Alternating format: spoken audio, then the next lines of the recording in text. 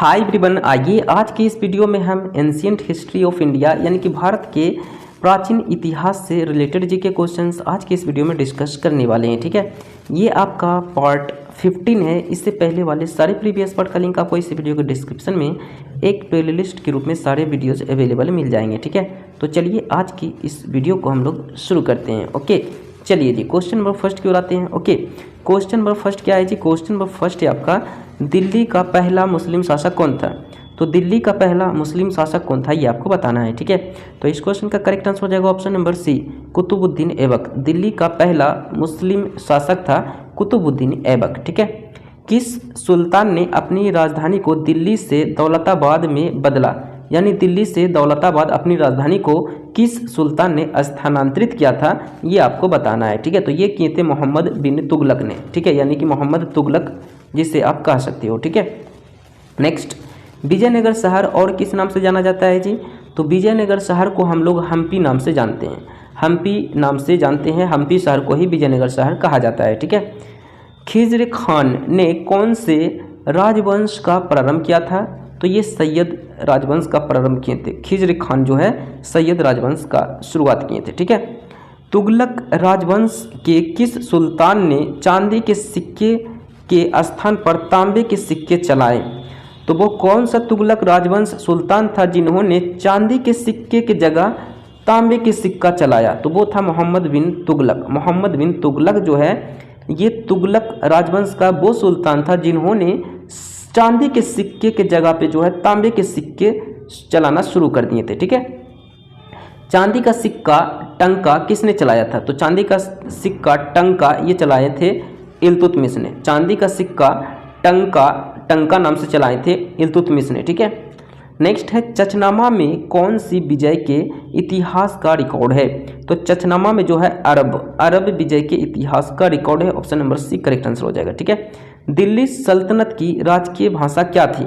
तो दिल्ली सल्तनत की राजकीय भाषा थी फारसी। दिल्ली सल्तनत की राजकीय भाषा क्या थी जी? तो फारसी थी। ठीक है, मोहम्मद बिन तुगलक ने अपनी राजधानी कहाँ से कहाँ बदली थी? तो मोहम्मद बिन तुगलक ने अपनी राजधानी को दिल्ली से देवगिरी बदली थी। कहाँ से कहाँ? तो दिल्ली से देवगिरी बदल थी, स्थानांतरित कर दिए थे। ठीक है, नेक्स्ट है, भारतीय इतिहास में प्रथम महिला शासक कौन था? भारतीय इतिहास में प्रथम महिला शासक थी रजिया सुल्तान। रजिया सुल्तान जो थी इल्तुतमिश की बेटी थी। ठीक है, हम्पी किसके लिए जानी जाती है जी?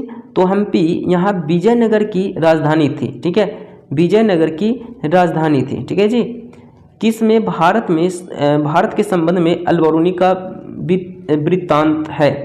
तो ये है किताब उल हिंद में। किताब उल हिंद में है। ठीक है, नेक्स्ट, कुव्वल उल मस्जिद में स्थित लौह स्तंभ किस शहर में है? तो कुब्बत उल मस्जिद में स्थित लौह स्तंभ ये आपका है दिल्ली में। Option number B correct answer हो जाएगा इस क्वेश्चन का। ठीक है, इल्तुतमिश के शासनकाल में सल्तनत की राजधानी कौन सी थी? तो वो थी दिल्ली। इल्तुतमिश के शासनकाल में सल्तनत की राजधानी दिल्ली थी। ठीक है, बहमनी साम्राज्य का संस्थापक कौन था जी? तो बहमनी साम्राज्य का संस्थापक थे आपका, इस क्वेश्चन का करेक्ट आंसर हो जाएगा Hasan Gangu. Hasan Gangu option number 1 correct answer हो जाएगा। ठीक है, चंगेज खान के अधीन मंगोलों ने किसके शासनकाल में भारत पर आक्रमण किया जी? तो चंगेज खान के अधीन मंगोलों ने जो है इल्तुतमिश के शासनकाल में भारत पर आक्रमण कर दिए थे। ठीक है, कौन सा विजयनगर कला का सबसे अच्छा उदाहरण है? तो Hampi. Hampi option number B correct answer हो जाएगा हम्पी। कौन सा सूफी संप्रदाय सर्वाधिक रूढ़िवादी था? तो वो था नक्शबंदी। नक्शबंदी सूफी संप्रदाय सर्वाधिक रूढ़िवादी था। ठीक है, फारसी यात्री अब्दुल रज्जाक भारत में किस शासक के शासनकाल में भारत आया था? तो ये देवराज द्वितीय के शासनकाल में भारत आया था। ठीक है, तैमूर लंग ने किस वर्ष में भारत पर आक्रमण किया? तो तैमूर लंग ने जो है 1398 ईस्वी में भारत पर आक्रमण किए थे। ठीक है, ताजमहल किसके द्वारा बनवाया गया था जी? तो ताजमहल का निर्माण मुगल बादशाह शाहजहां के द्वारा करवाया गया था। ठीक है, भारत में मुगल सत्ता की स्थापना किस लड़ाई के बाद हुई? तो भारत में मुगल सत्ता की स्थापना पानीपत की दूसरी लड़ाई के बाद हुई थी। पानीपत की दूसरी लड़ाई के बाद हुई थी। ठीक है, ओके, पानीपत की दूसरी लड़ाई कब हुई थी जी? तो वो आप कमेंट में लिखिएगा। ओके, 1526 में हुई थी। ठीक है, ओके, चलिए नेक्स्ट है, नहीं 26 नहीं, 26 में तो प्रथम हुई थी, 56 में हुई थी, 1556 ईस्वी में हुई थी, और 1761 में हुई थी पानीपत की तीसरी लड़ाई, और 1526 में हुई थी प्रथम लड़ाई। ठीक है, चलिए नेक्स्ट, बाबर की मृत्यु कहाँ हुई थी जी? तो लाहौर में हुई थी। बाबर की मृत्यु लाहौर में हुई थी। ठीक है, बाबर की अपनी इच्छा से उसका शव कहाँ दफनाया हुआ है? तो बाबर की अपनी इच्छा से उसका शव दफनाया हुआ है काबुल में।